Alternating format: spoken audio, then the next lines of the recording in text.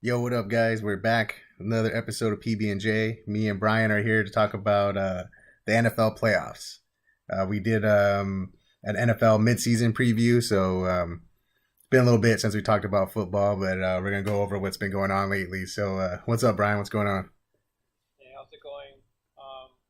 Yeah, this is like our first pod for like 3 weeks or something, right? Because I was away on vacation and you said you were busy during the Christmas break. Yeah, the holidays got me this year, man. I wasn't home at all during those 2 weeks. It sucked. So that's good though. I mean, it's expected, right? Like everyone's, people travel or they spend time with family and stuff. So it's cool. I mean, but I was able to, outside of like recovering from the jet lag and everything, I was able to catch the football game yesterday. Yesterday? No, on Monday. The national championship. National championship game. So I didn't watch the first half, but I watched the second half, and it was pretty good. I mean, it's not like USC Texas good, but Yeah, no, that's hard to top that game. That game was amazing. I'm not even a big college guy, but that was a great game. yeah. But did you watch this one? I was at the gym and I saw the first half, and the first half was so boring Yeah. that I stopped paying attention. I came home, took a shower, got something to eat, and then when I turned the game on, I saw like the last minute, and I was like, oh, I missed it. I missed I missed everything because I was like, this game sucks. This game is over. I don't even care anymore, and I didn't want to watch it, and then it turns out it ended up being this huge comeback and everything, and I was like, well, that's what I get. And then so like the kicker he like shanks the kick, and they go to overtime, and then the quarterback gets sacked, right? You think the game's over, and then he just throws like a 40-yard touchdown. Yeah. And then that guy he put him in at halftime, right? He's a freshman. Yeah. Yeah. That's ballsy, man. You switch out your quarterback in the national championship game, but it's if you're down, it was a 20-3 for a long time. Right. If screw it. What else you got to lose? Nothing's working. Yeah, that was cool. Good to see some good college football games. So. Yeah. So since the last time we did our podcast, our football podcast, a lot went down in the NFL.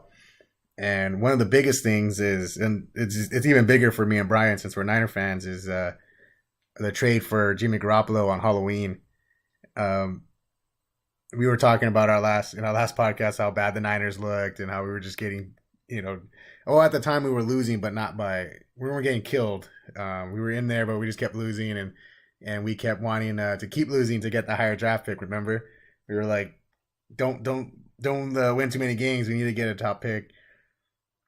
And then October 31st, the Niners pulled a trade out for Jimmy Garoppolo, and man, that changed everything. That was a huge deal. We finished the season on a 5 game win streak, and the team just looked. It was a 180-degree difference. The team went from we were the second worst team in the league from behind Cleveland to all of a sudden the hottest team in the NFL. And I went up there in December to go watch the game with Brian, and man, the stadium was rocking. The stadium, everyone was, all the fans were super excited the whole time. You can feel the energy there, and it was like, oh, we're a real team again. And as opposed to last year when I went up there to go see them play the Jets, and it was such a negative experience. All the fans were like, "We're gonna lose today. Like, it doesn't even matter if we're winning right now. We're gonna blow it," and they did. Everyone walking out the stadium was just like, "Whatever, we don't even care." But Brian, you were saying that this game, like, this was the loudest you had heard it, right? This was what? The when the Niners play the Titans, how loud it was in the stadium. Yeah, and like before the game, we were talking about like, are they gonna win? Because they previously they beat like teams like the Bears or Texas, and like the Texans and stuff, and like they're impressive wins. Like it's good trend, but they were gonna face like a playoff caliber team, and going in, we're like they're not gonna win, Yeah, and they ended up winning the game. And then the next week they had Jacksonville, and same thing. We were like, no, they're not gonna win that one either. Like with the defense and everything. Right. Number one pass defense in the league. Yeah, and so I didn't get to go to that game because I left town, but I just followed I watched the highlights afterwards, and yeah, that was they won a game, right? It was like both teams racked up like 40, like 30 plus 40 points. So yeah, I wish I was there to see that. Yeah. That was a Christmas Eve game, though, right? Yeah, Yeah. right. It was on Christmas Eve, so like that win showed like they're legit. So the Rams game, I didn't think much of it, even though they won. Rams like sad guys to prepare for the playoffs, but still, they beat the Titans and the Jags, which is really impressive. Yeah, what I was watching for with the Rams was I wanted to see if there was going to be a letdown.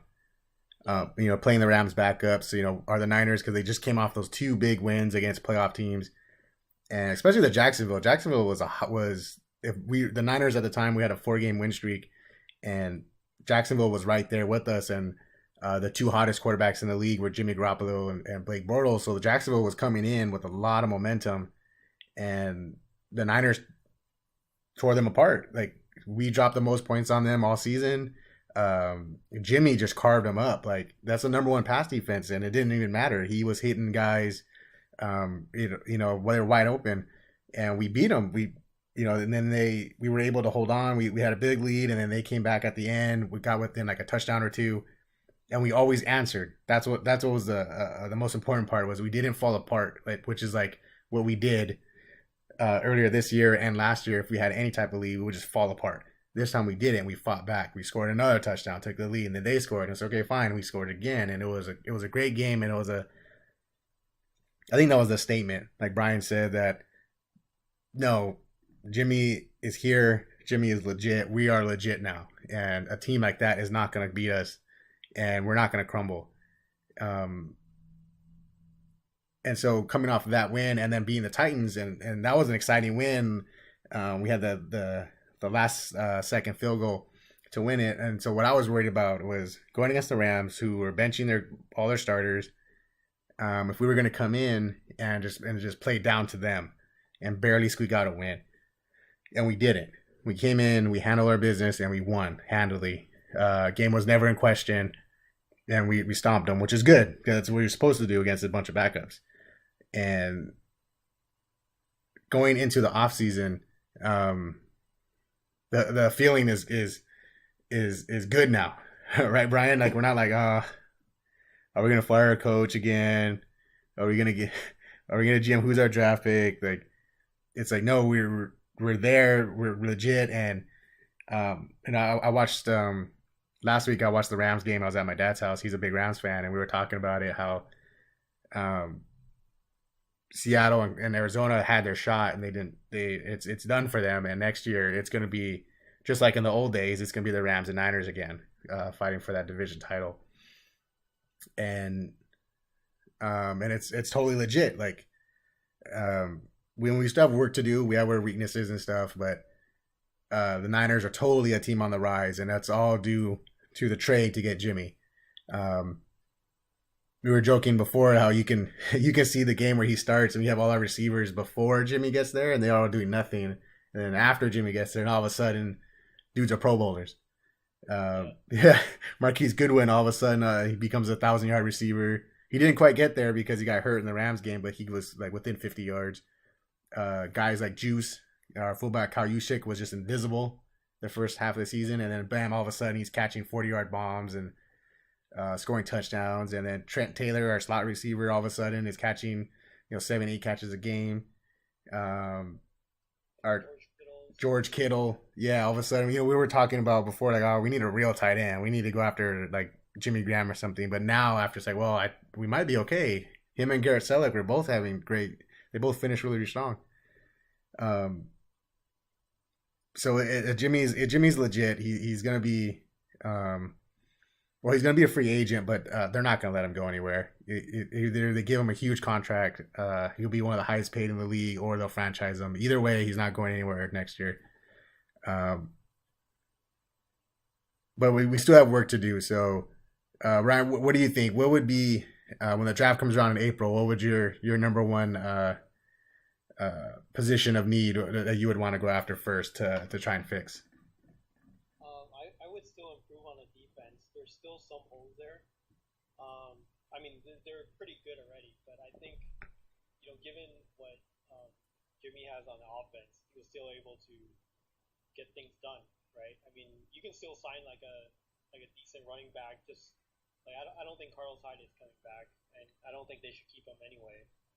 Just let him go and then get some like decent running back, and then sign some wide receivers from free agency or maybe even draft one.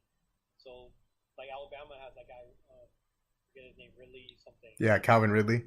Calvin Ridley. So he might be a number 9 pick. I don't know if that's number 9 or 10, but I don't know if he's gonna drop down on low. He might, right? Since the top 3 or 4 picks are gonna be quarterbacks. Yeah, for sure. So, I don't know if the first pick should be a wide receiver or not, or should they, or if they should like draft one from defense or maybe from the O line. But you're probably gonna say like get someone from the O line to protect Jimmy, right? Yeah, yeah, for sure. Our guard play was really bad. We're set at tackle. Joe Staley is still playing at a Pro Bowl level. Trent Brown, before he got hurt, was playing the same thing on the right side. So our tackle spots are fine, but our guards were killing us. If it wasn't for the fact that Jimmy has such a fast release, he would have got sacked way more than he did. But he gets the ball out so fast that it makes up for it. Yeah, before when we were, before Jimmy and we were going for a top pick, of course I wanted either a quarterback or a running back like Saquon Barkley or something. But now that we're picking around 9 or 10, getting a guard that's a better spot to take a guard. So if we were to take the guy from Notre Dame, put him at our left guard, and then we still have Josh Garnett from our first round pick from last year. He was hurt all year, so if he comes back and he's able to take that right guard spot, we'll be in a good spot. And then I think we have Daniel Kilgore, who's our center, is a free agent, but I don't know if he'll be back either. I have a feeling we're going to sign a center. So sign a center, draft a guard in the first round. I think we'll be okay, the O-line. But I agree with you too, though. I think we need work on the defense. We have some really good pieces. Reuben Foster ended up being the steal of the draft. That guy's amazing. When he's not hurt. Right, when he's not rolling around the field. Yeah.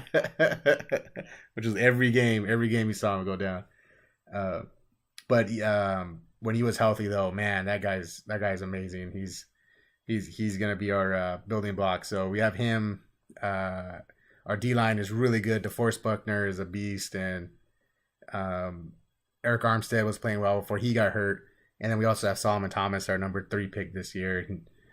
He was coming on strong too. So we have pieces there, but we need a corner really bad.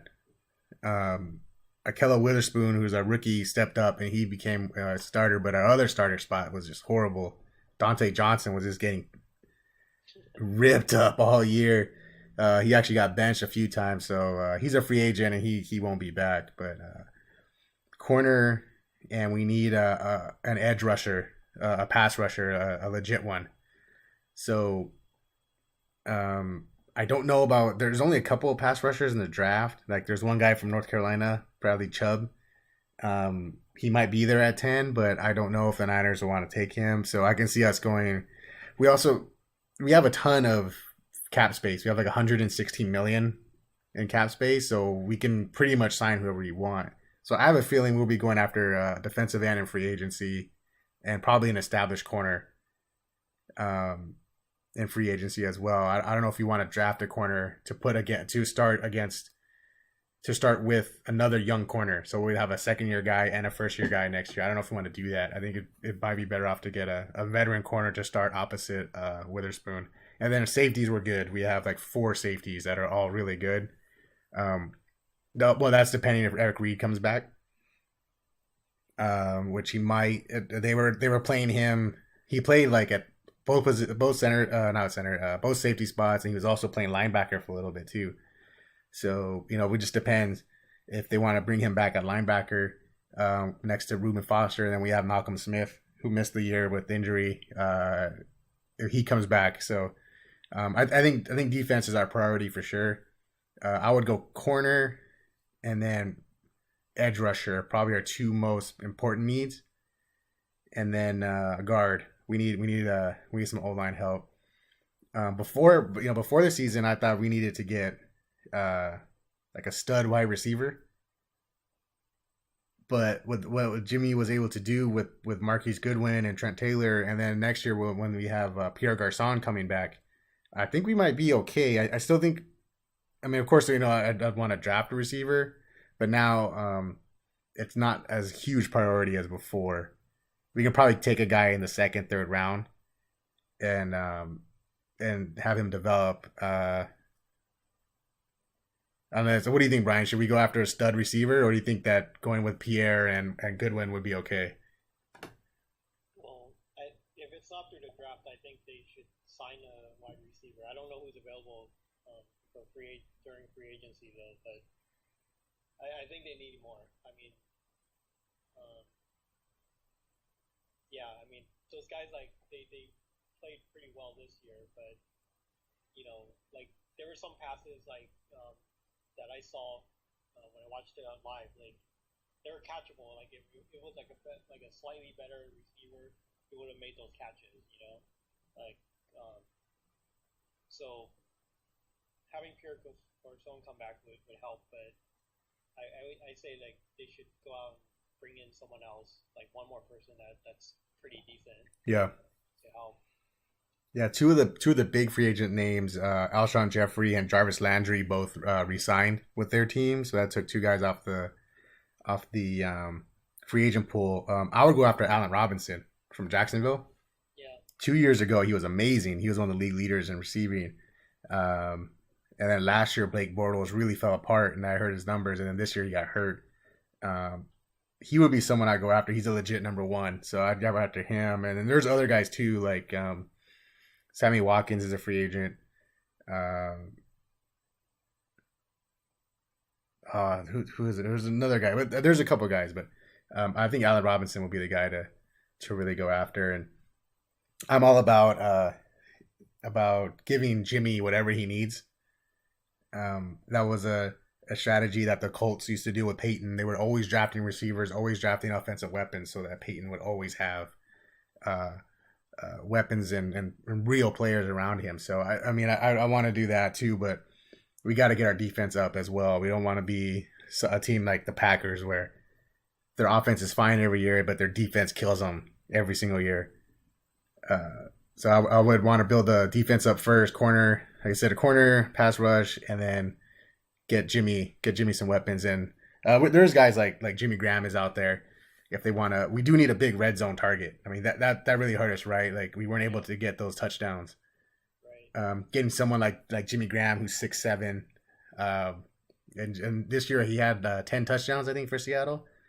But I mean, that's all he did for them was just touchdowns. He didn't do anything for the rest of the game. Getting someone like him in our offense would be exciting because he'd be coming to a legit pass first quarterback and a really prolific offense with Kyle Shanahan. So he might, get his old similar, not to where his old numbers were with New Orleans. Those numbers were ridiculous. He was putting up like Gronk numbers over there. Maybe something like that, but still an uptick in what he did before. So, like we said, a lot of work to do. There's still a lot of work to do. Where I definitely think we'll fight for a playoff spot next year. And then depending on the moves we make, we can be a serious contender for the playoffs. I don't know about Super Bowl yet. That's still asking for it. There was a report on ESPN. Bill Barnwell brought up the idea of the Niners going after Le'Veon Bell. He played on a franchise tag, so he's a free agent after the season with Pittsburgh. And the Niners, since we have so much cap space, we can offer them the biggest deal on the market. So if the Niners really were serious about making playoff splash next year, really going for it, he's an option that they can go after. I don't know if they want to do that just yet, because that's pretty much saying, hey, we're here now, right? Right. that's saying no, we're not growing anymore. No, we're gonna challenge next year. So I don't know if that's a feasible option, and if they really would do something like that. But he'd be kind of a small upgrade to Carlos Hyde. um, so what about so if they were just like give let's say they give Jimmy G like the max and then they bring in Le'Veon Bell, they'll still have money in the cap to. Oh yeah, we still have like 50 or 60 million in cap space. Okay, that's good. Yeah, yeah, because like let's say Jimmy give him 25 million a year, right? So that's 25 right there. Um, Le'Veon getting the max for a running back is actually probably more like 15 a year. So now you're looking at what 40 million out of the 100. So that leaves another 60 million in space. Take out another 10 for the rookies for next season, and you're still sitting on 50 million in cap space. So just the fact that we were able to advance so quickly and become a good team with all these advantages, you know what I mean? Like we turned it around. We're not like Cleveland, right? Where Cleveland has they have more cap space than we do, but they have nothing. Like there is nothing going for them at all. And here we are. We have a franchise quarterback. Finished. We ended up finishing 6-10, and we have a ton of cap space. And players are gonna come. They're gonna want to come and play for us, as whereas no one's gonna want to go play for Cleveland. So it's exciting. Yeah, like Cleveland, they just got rid of the GM, and I don't know what they're probably gonna let go of Hugh Jackson as well. So yeah, that team is going to be a mess again. Right? Yeah. They just took like 3 steps back again. Like they're starting back where they were like 2 years ago. Yeah, they went from like 2 wins, no 1 win. They went from 1 win. You think, oh, it can't get worse, and they got 0 wins.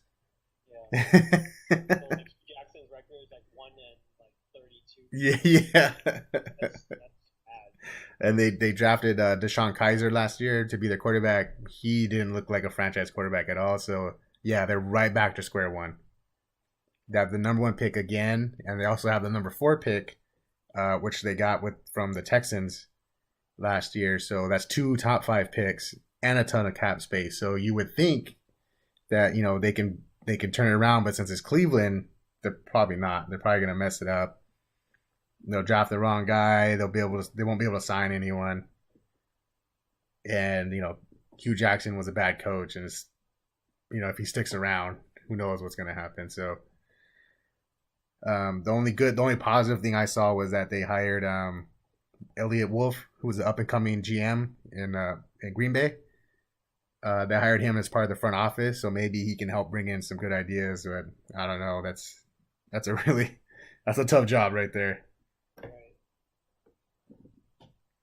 So speaking of the playoffs, we had 4 games last week, and were you able to watch any of them? Yeah, but before you go there, I was gonna say like, do you see the power rankings for the Niners? Like, we ended up the season at number 15. Yeah. So it's like that's like right outside of the teams that are in the playoffs, right? Pretty much. Yeah, because the top 12 from each side make it. Or no, I'm sorry. The top 6 from each side make it. So that the top 12 are the playoff teams, and we're right there. Yeah. And there was a couple times I was listening to the radio, and the guy Colin Cowherd on Fox Sports, and he every Friday he gives his power rankings, and he did his power rankings for the playoffs. So he lists all the playoff teams, and his guest called in, and I think it was Doug Gottlieb, and was like, your power rankings are wrong. And he's like, what do you mean? He goes, where are the Niners? And he was like, well, there's a playoff teams. He's like, no, it doesn't matter. The Niners can play. They can beat half these teams right now. You have to have the Niners in there. And he was like, oh, well, okay. And so that was pretty exciting, knowing that it's not just us being fans, but there's other legit, analysts and stuff who all agree that the Niners they're coming up. Yeah. Yeah. Before we get to the playoffs, like I was just a little bit worried that they're gonna mess this up somehow. Yeah. I don't know. They haven't signed. They haven't given him a contract, like Jimmy G a contract yet. So maybe I'm just being impatient, but Yeah, a little bit. yeah. They have until March. They have until March to get a contract. So it's like March 15th or something like that is when if they don't get them. I think it's like March 15th, and what they can do is because that's when free agency starts. Um, so up to March 15th, we would be negotiating with him, and then if let's say nothing does happen, and then March 15th we would franchise him, so no other team can talk to him, and then we would have until I think July. That's when you can get a new contract signed, like something like that. And then if nothing happens by July, then he becomes. I mean, he stays on as a on the franchise tag. So there's a lot of time. Like theoretically, we have until July, but I'm sure they'll get something done before then. Yeah. I think they need to just give him the deal now before free agency starts, or before guys start getting deals from other teams. Because someone's going to break the Stafford record, right? The quarterback. So if that happens, then you're either going to have to match it at least at the minimum, or pay him more than that. So you're just going to end up spending more money. It's better to set the record now for the off season, and then have other people match it. Like that's the way I see it. So, Yeah, because it's I think it's gonna be between him and Kirk Cousins. Who's gonna sign the biggest contract first? right. I think that's the only. Yeah, I think Kirk Cousins is the only big name free agent right now at quarterback, and he'll get a huge deal since he's been playing on the franchise tag the last 2 years. Yeah, whoever gets him is going to be very disappointed. Yeah, they're gonna be paying him more than Brady, more than Rodgers, and more than Big Ben, and he's nowhere near the player of those guys. He's all right. He's a good quarterback. But he's more like I don't even know if is he better than Matt Stafford? Is he better than Matt Ryan? I don't know. Yeah, so to be paid more than those guys, um, as a franchise, you're gonna be like you're gonna be playing elite player money to someone who's not he's good. He's just a good player, and that's what we were talking about beforehand with the Niners preseason. If we were gonna go after Kirk Cousins, it was like, oh man, we're gonna pay this guy a lot of money. Now, That's what I was afraid of, and so I'm glad that didn't happen. yeah, now we can sign Jimmy G to a large contract, and he'll still be smaller than Kirk Cousins, Right. and he's better. Yeah.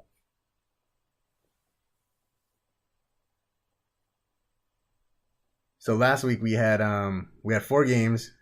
Uh, 3 of them were really good. We only really had one clunker, and that was the Jacksonville Buffalo game. Did you watch that one? No, I didn't. I did watch the Saturday games. So the Chiefs, Titans, and Rams and Falcons. So I missed the Sunday games. But I did follow, like, I listened to like the NFL podcast. They do their recap at the end of the weekend, and I also saw highlights for all the games. So Yeah. So we'll start with the Chiefs and Bills. No, Chiefs and Titans. Chiefs and Titans. Um, Chiefs were up 21-3, and it looked like they were just gonna whoop them. Like it was like, oh, they're just gonna crush. They're gonna crush Tennessee. Tennessee is just gonna get bounced out of here real quick. Um, Travis Kelce gets hurt in the second half, and everything just fell apart after that. And I couldn't believe what Kansas City was doing. They just looked terrible. Like they lost. They didn't know what they were doing. yeah, they couldn't even get a field goal in the second half. It's crazy. Yeah, and it was like, okay, Kelsey's out, so let's get it to Hunt. Let's get it to Tyreek Hill, and Right. they just weren't doing it. I don't know what they were thinking, what was going on, but they just totally fell apart. Um, Tennessee came back, and they had Mariota had that great play where he passed a touchdown pass to himself. Mm-hmm. They just took all the momentum, and the Chiefs just fell apart. And this seems to happen to the Chiefs every year, right? Yeah, like they get nervous. Like they'll have a lead, and then they'll get so they try to protect the lead by just playing it safe. And then you have Alex Smith, who's like the ultimate play it safe guy. Right? Yeah. So he didn't do anything that kind of he didn't really take chances until like near the end. Um, I think it was like 4.3 or something, and he tried to throw like a 15-yard pass, and that got broken up. So they ended up losing the ball, and then they gave up a touchdown. So I didn't get why they did that. I don't know if you remember that play or not, but it didn't make sense to me. Like you played it safe the whole second half, and then you try to like make a move now, and when you're left vulnerable to end up losing the game. So. Yeah, it's just yeah, I don't know if it's just the coaching. Andy Reid's kind of known for just doing that, for choking and stuff. But every year the Chiefs are always one of the top. They're one of the top seeded teams, 1 and 2, or like this year they were 3, and they just can never get over the hump. So that pretty much will end Alex Smith's tenure there in Kansas City. He'll be up on the trade block. Beforehand, there a lot of analysts and stuff were saying that maybe they shouldn't move Alex Smith. Yet this was his best year statistically of his career, and then to have the game like that where it just falls apart, like what you were saying, that he's the ultimate play it safe guy. They realize he can't take you to that next level. So he'll be up on the trade block. There should be a ton of teams going after him. Denver, Buffalo, Jacksonville, New York, Giants and Jets. So he'll be sought after next year, and the Chiefs can probably get a good haul for him. But just another wasted year for the Chiefs. Tennessee moves on. They get their reward for that epic comeback is they get to play New England in New England. So on Saturday, I don't see New England having much problem with them. You never know, right? Like everyone thought that the Chiefs would roll over the Titans too. And just really briefly, like they, with the whole thing with the Patriots, the ESPN article coming out, I don't think it's going to affect them at all. Usually they play better when they're faced with these kind of things, but you never know. So I think Vegas has Patriots winning by 13 points. So but the thing with football is you never know what happens, right, until they play the game. So, but yeah, I still think Patriots will win. Having said all that. Yeah. I think New England's they're just too professional to let that kind of stuff get to them. So that game will be this Saturday. It's the late game, the 5:00 game, and the other Saturday matchup was the Falcons and the Rams, and that watching that game, you can see how young the Rams were. They totally just got outcoached, outplayed. They weren't ready. They weren't ready yet, and that's okay because they weren't supposed to be this good this year. They went from worst to first, and to go from being what we thought they were going to be one of the worst teams in the league to making the playoffs. They totally overachieved and went in as the number 3 seed, and but they played the veteran Falcons team. The Atlanta's been there, done that the last few years. They were in the Super Bowl last year, and just totally shut down the Rams, shut down their offense. The Rams couldn't adjust. At halftime is normally we see some adjustments. They weren't able to do anything, and the Falcons just kicked their butts pretty much. They said, thanks for coming. Go back to the little kids table. That didn't go the way I thought. I thought the Rams, especially since they're gonna be at home, I thought they'd be able to handle it. But you can just see their youth. Especially with Farrell Cooper, the kick returner, he muffed and dropped every punt that came to him. He's the Pro Bowl kick returner this year, All Pro special teamer, and every punt he dropped or fumbled or something, and he didn't lose all of them, but he lost 1 or 2, I think. And that's all it was. It was a veteran team. They went in there and they just beat up on the young team. The Rams are going to be right back there next year, like we were talking about earlier. There's going to be between them and the Niners for that NFC West crown, and they'll be a playoff team again. They have one of the best running backs in Todd Gurley, one of the best young QBs in Goff. They need a receiver. This game showed their weakness at receiver. They don't really. Robert Woods is good, but he's not a number one. Sammy Watkins has never been reliable number one.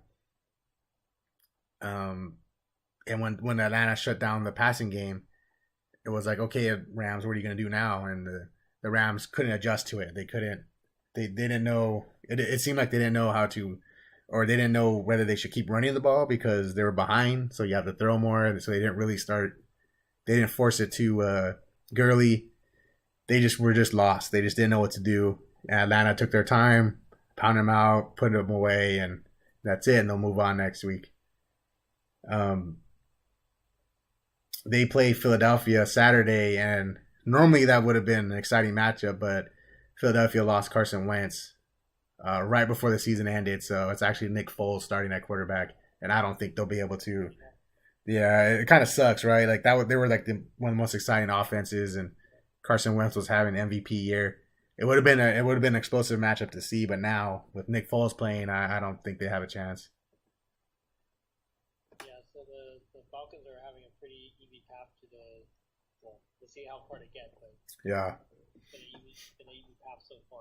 Yeah, they took care of they got a young, inexperienced team, and now they're taking on a team without possibly the league MVP, and that puts them right into the NFC Championship game. So those two games on Saturday, I don't see them being close. I think Atlanta takes care of Philadelphia, then I think New England takes care of Tennessee right after, which will bring us to Sunday's games. The first matchup is Jacksonville and Pittsburgh, and Jacksonville won last week, and probably the worst playoff game in 15, 20 years. That game was horrible. They beat the Buffalo Bills 10-3. And that's just ridiculously bad. It was all defense. It was 3-3 all the way to like the fourth quarter. Like that's how bad that game was. And Jacksonville seems to have kind of lost the momentum a little bit after they lost to the Niners. They don't look right. Blake Bortles seemed to regress again. And he only had like 50 yards, or no, not 50. He had like 70 yards passing, but like 80 yards rushing. And for running back where you run more than you pass. Yeah. So they were able to squeak by Buffalo, but you can't do that against Pittsburgh. Yeah. Pittsburgh is one of the top offenses in the league, full of veterans who've all been there, all done that. And the Jacksonville did beat them during the regular season, but that looked like a totally different Pittsburgh team. This Pittsburgh team finished on a roll.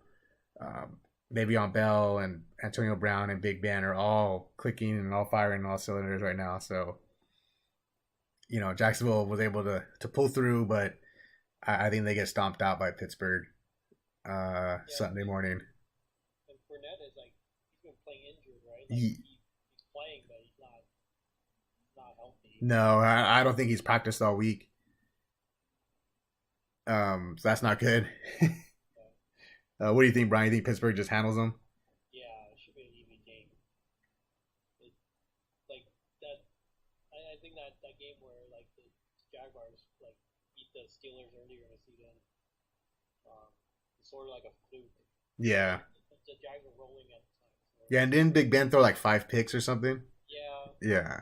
That's not gonna happen again. Yeah, that was the game where he was contemplating retirement and stuff. Yeah. But yeah, I don't think that's. Yeah, they're gonna come out just gonna blow them away. And that leaves which I think is the best game of the week. New Orleans and Minnesota. New Orleans played Carolina last week, and that was the best game of the week, I thought as well. It came down to the very end. New Orleans was able to hold off. They took a lead and was able to hang on. Carolina made a big comeback, and New Orleans was able to hang in there. And then I thought New Orleans made a really bad decision. It was a fourth quarter with a minute left, and they were on the 50, and it was 4th and 2. And I thought, okay, punt it. just get pin the Panthers back as far as possible, even if it's just a 25-yard line. But pin it, and then there's only a minute left. Make Carolina drive, and they didn't. They went for it on 4th and 2 and gave Carolina the ball right at the 50. And I was like, oh shoot, that's super dangerous. Carolina had just scored a quick touchdown before, and they were kind of hot. Then they were able to complete one or two big completions, and they got really close. They had a couple shots in the end zone, and they weren't able to finish. But I just thought that was a really bad decision. But New Orleans held on, and now they'll play Minnesota. And Minnesota, if Jacksonville doesn't have the number one defense, Minnesota does. So this is a really good game. Tough to pick. They're playing in Minnesota, which actually helps New Orleans because it's a dome, and the New Orleans always plays best in a dome. But man, that Minnesota defense is legit.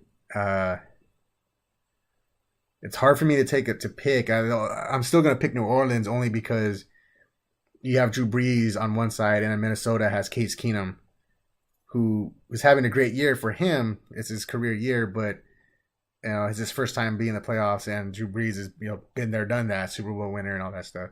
But still, a great game. That's the one that I have circled this weekend. What do you think, Brian? Who do you think is gonna win that game?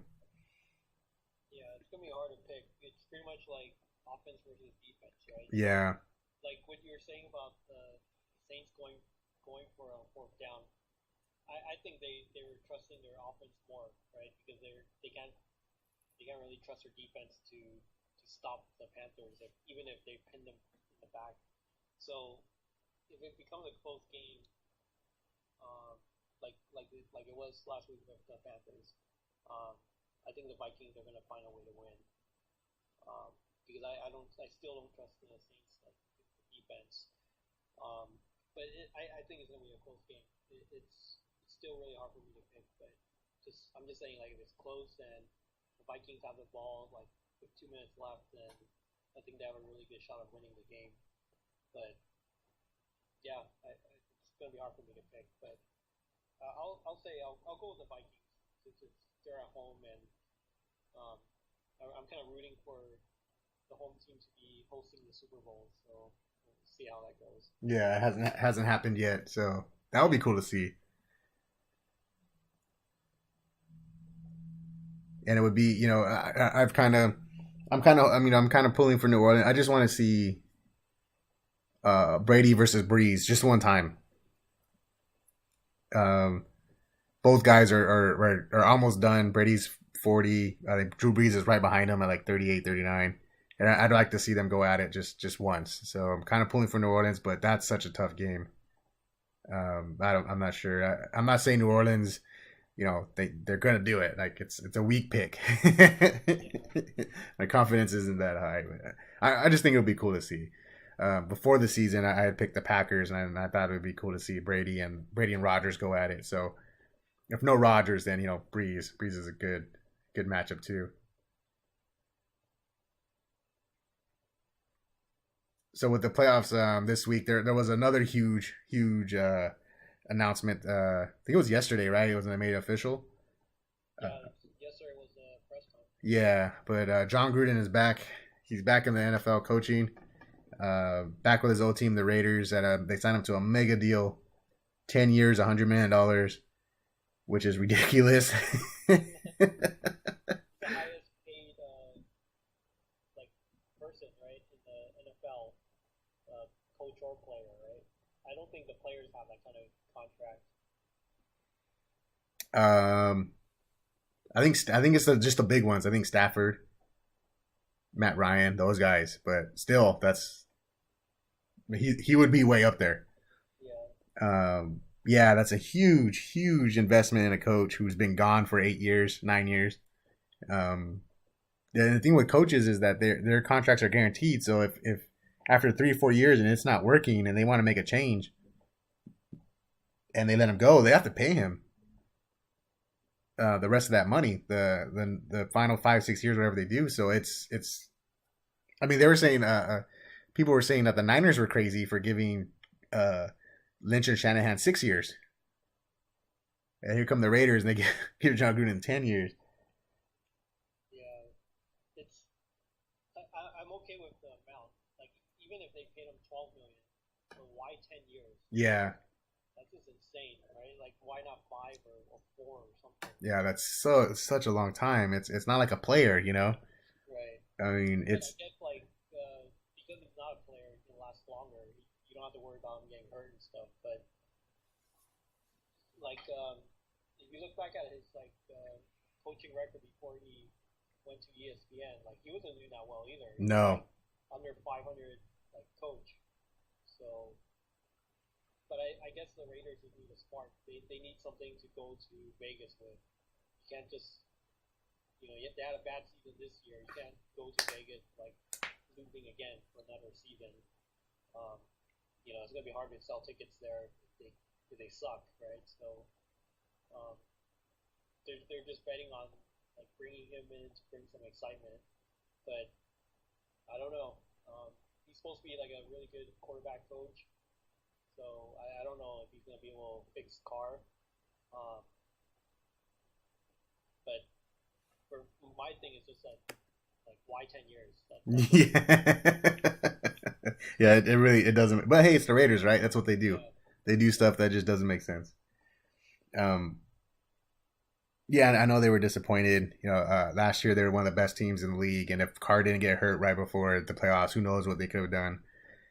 So they came in this year with high expectations and fell way short. They finished 6-10, and that's bad. When the Niners finished the same record as the Raiders did, and the Niners didn't win games until the final month of the season. That's how bad of a fall off it was, and Jack Del Rio got the axe for it. And um, when they hired Jack Del Rio, I kind of saw something like this happening because he's a decent coach. He coached a long time in Jacksonville, but he's not an elite coach. He's not a guy that's going to take you to the Super Bowl, But he is a coach that's going to get you wins, and I think that's what the Raiders when they hired him because the Raiders were so bad for so long, they just wanted a coach who can just get him wins, and that's what he did. He came in right away. They were getting 6 wins, 7 wins, and then last year they got 12. And I kind of figure, you know what, he's gonna be a coach. He's gonna get him some wins, and then when another name comes along, a big name, they'll switch him out, and that's what they did. So him getting let go wasn't surprising at all. It's just surprising who they switched him out for. Yeah, I thought it would be someone like Josh McDaniels from New England, someone like that, a young hotshot coordinator that everyone's fighting after. All like 4 or 5 teams will be fighting after him, so the Raiders would do something like that. That's kind of what I thought. Never did I think John Gruden would come back. It's kind of funny because Tampa Bay were zeroing in on John Gruden for a long time. There was all the rumors that he was coming in. They were going to fire Dirk Cutter and bring in Gruden, and then just out of nowhere they just stopped, and they were just like, "Oh no, Dirk Cutter's our coach for next year." I was like, "What? Why did they stop all of a sudden?" They were all in on him, and then a couple days later, this comes out that the Raiders were offering him 10 years, so the Bucks said, "Hey, go for it." they're not that stupid. Yeah. Much as they're cool with him, it's a Uh, lot of money. that's a lot of money. And like you said, his last 5 or 6 years in the NFL weren't anything special. So we'll see. We'll see what the Raiders do. I know there's gonna be some changes. Michael Crabtree is not expected to come back. They fired most of their coaching staff, and the Niners actually went in there and we got one of their coaches, Ken Norton, Yeah, who actually played for the Niners. So it's cool to bring him back. He was on our Super Bowl team in '94, and um, he was the defensive coordinator. And their defense is bad. It's not really his fault. That defense is bad. Outside of Khalil Mack, I really can't tell you anybody on that defense. And even this year in the draft, the first round when Reuben Foster was falling, and he was right there for them, they took the corner, Humphreys, I think. And I was at the time it made sense they needed a corner, but that guy ended up not being any good. And Reuben Foster, if Reuben Foster had been healthy, he probably would have been rookie of the year. So really, not really Ken Norton's fault. He's going to come in and coach linebackers, and the whole reason they got him was to coach Reuben Foster. Ken Norton was a Hall of Fame linebacker himself. So that's pretty cool. Just bring him in. I thought that was cool to bring him in when we're on the way up. So saved him from that dumpster fire of the Raiders season. Other big coaching news this week. There's always coaching. They call it Black Monday, where all the coaches get fired, and there's been hirings and stuff. But what's been really surprising, were two teams this week really overhauled their coaching staffs without firing their head coach, and that was Green Bay and Seattle. And kind of surprising because Green Bay doesn't really roll like that. They'll tweak their coaches here and there, but totally just wipe their coaching staff clean. They brought in a new defensive coordinator. They brought in a new offensive coordinator. Actually, Joe Philbin, who was their old defensive coordinator, before he took the head coaching job with Miami. He flamed out there really quick. But so I think that, to me, that sounds like they're getting desperate. They know they only have a few years left with Rodgers, and I think they know that, hey, we got to do something. We got to do something drastic. And they totally shook up their coaching tree. They actually got a new GM. They got rid of the longtime GM, Ted Thompson. So I think the Packers kind of were sensing that, hey, the end is coming up, and they can't just sit around. So I don't know. Has your brother mentioned anything about it? I know he's a big Packers fan. No, he hasn't mentioned anything about it. So I think he's just gonna go with like whatever they decide to do. But yeah, he doesn't have much to say about all these like changes. So he's just gonna go with the flow and see what happens. Yeah, but yeah, like you said, they only have a few years left with Rodgers, right? And the past like 3 years, they pretty much wasted his prime with a bad defense. So yeah, I mean, if anything, they need to fix that and give him some more like receivers. This Jordy Nelson, he's not the same guy he was like a few years ago. So yeah, I mean, there's a lot of changes that they need to do on their roster as well as coaches. Yeah. Yeah, they after his injuries, Jordy Nelson doesn't look the same. Yeah. They don't have a running back still. And that was the big criticism for Ted Thompson, the old GM, was that he just refused to go after free agents. That was just not his thing. He was all about draft and develop, which is fine because that keeps your salary cap in check. You'll never have salary cap problems. But you're missing out on a lot of talent. I mean, there's guys out there, and he's just like, nah.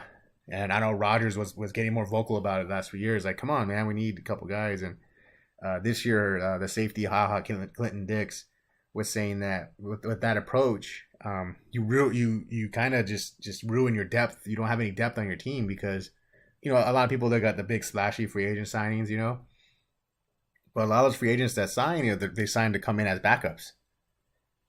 And if you're not signing anybody, then that's a lot of talent that you need to fortify your depth. Then he just wasn't doing it. And Clinton Dix was saying that's what happened this year, is that you saw guys go down and they had to replace them with dudes off the street. Yeah. And if you want to lose, that's how you do it. So,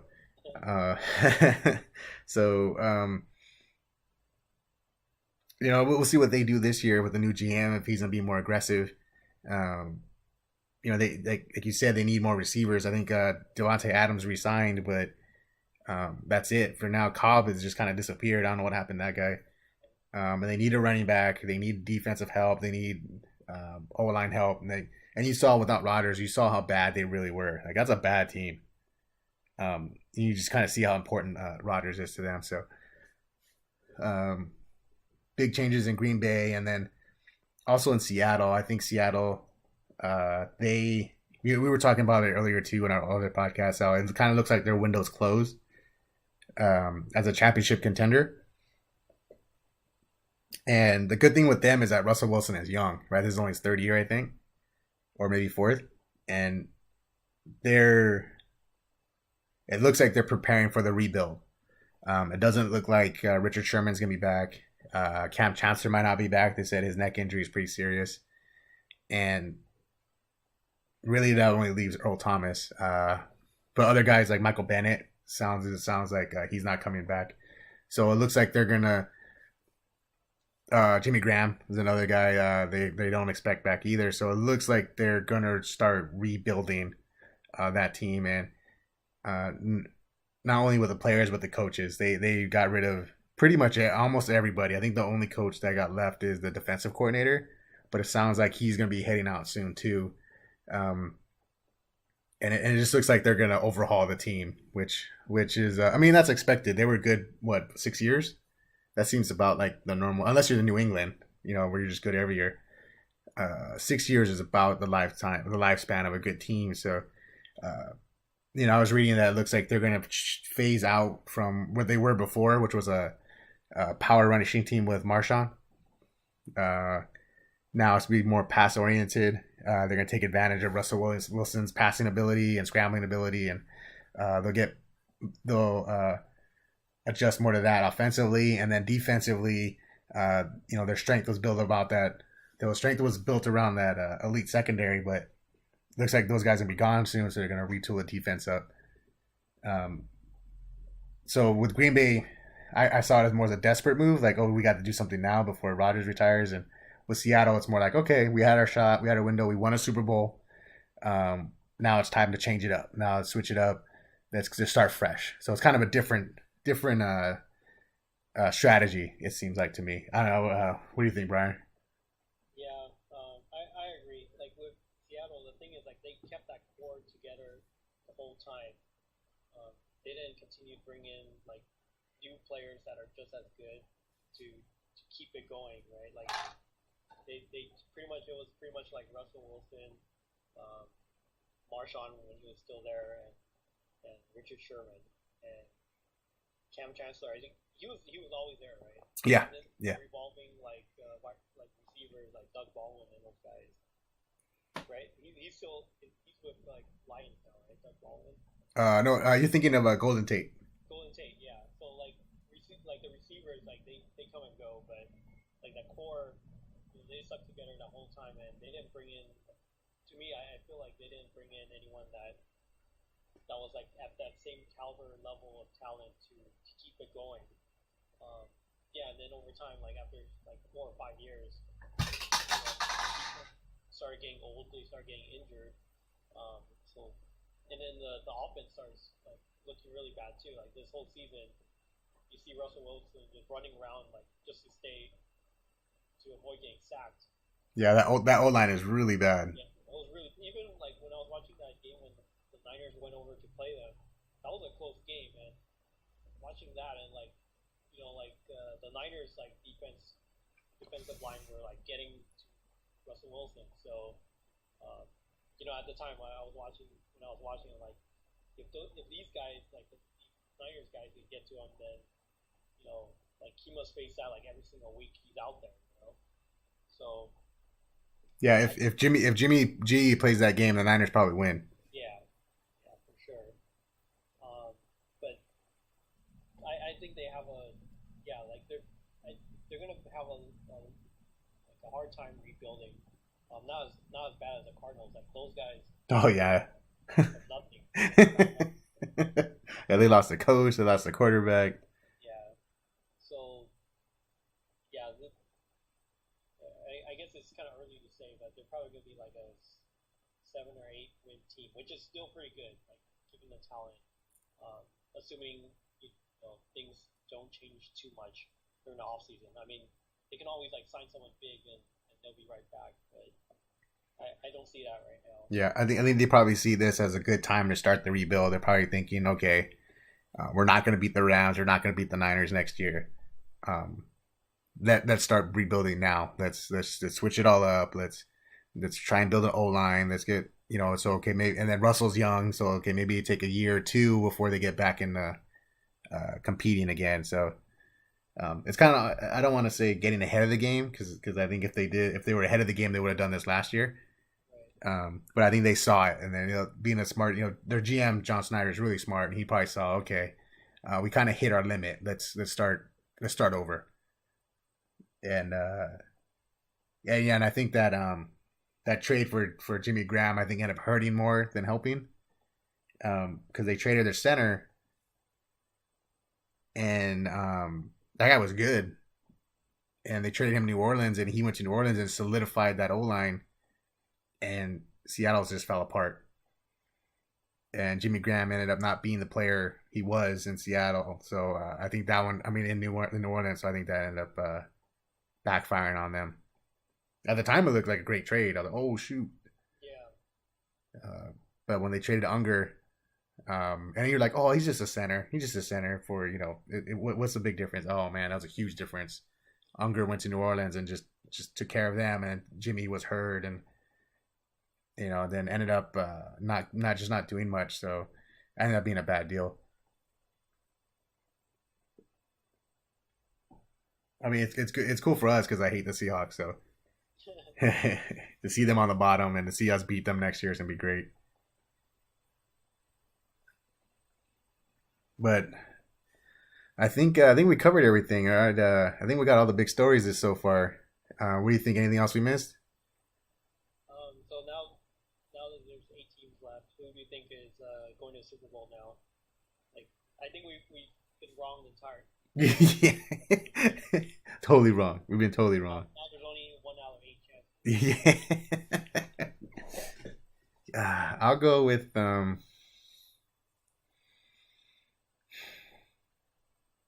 I still gotta go New England. Okay. Pittsburgh, I think, is the only, especially now since it's only Tennessee and Jacksonville. I thought the Chiefs were gonna give a fight, but they didn't. Um, it's gonna be New England and Pittsburgh in the conference game, championship game, and I'll go New England because it'll be in New England. So I'll stick with that one. The NFC one is hard because I can see Atlanta, New Orleans, or Minnesota. You can make an argument for any of the three.